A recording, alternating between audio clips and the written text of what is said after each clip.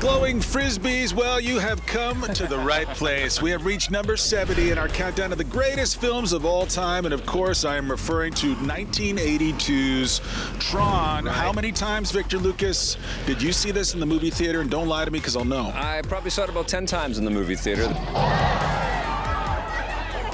You know, obviously bringing together a lot of things that I loved back then. I was a huge video game player when I saw this originally, and I loved animation, and I loved science fiction, and I was a fan of Jeff Bridges, and he was just so charming as this arcade operator, this guy that was just so enthused by all of this sort of video game-centric stuff around him, and then to be sucked into the grid and have to become this hero in this world was just incredible. It was a great story. Let's pause for a second and talk about the premise of this movie, because the premise is incredible. I don't think anybody who's ever played a video game for 1 second hasn't fantasized about going into that game and becoming part of that world, because it does seem like a simpler world, even though Tron, the world that he goes into, once he does reach the grid, turns into a pretty menacing world. I think we all think that we could go there and that whatever challenges, you know, and ambiguities we deal with in our day-to-day life, they would go away. We would know who the bad guys were. We would know how to get the high score. I can't play these video games. Sure you can, pal.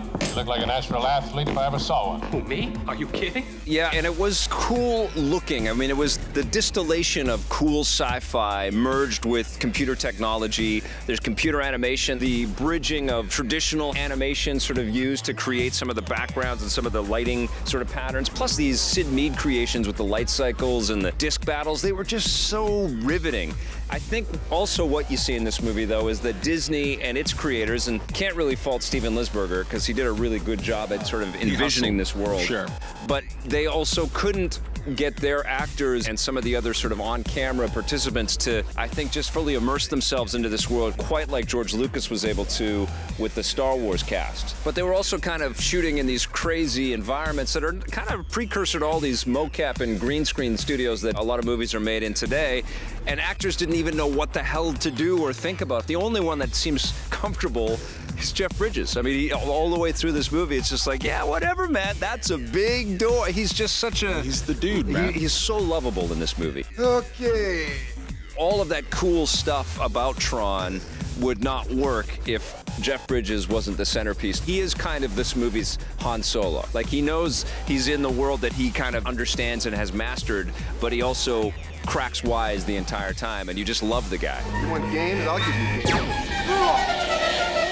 We saw Lucas and his Industrial Light and Magic team push the envelope in 77 Star Wars, and we really see Steve Lisberger really push hard here to squeeze everything he can. I mean, he was creating a fantastical world.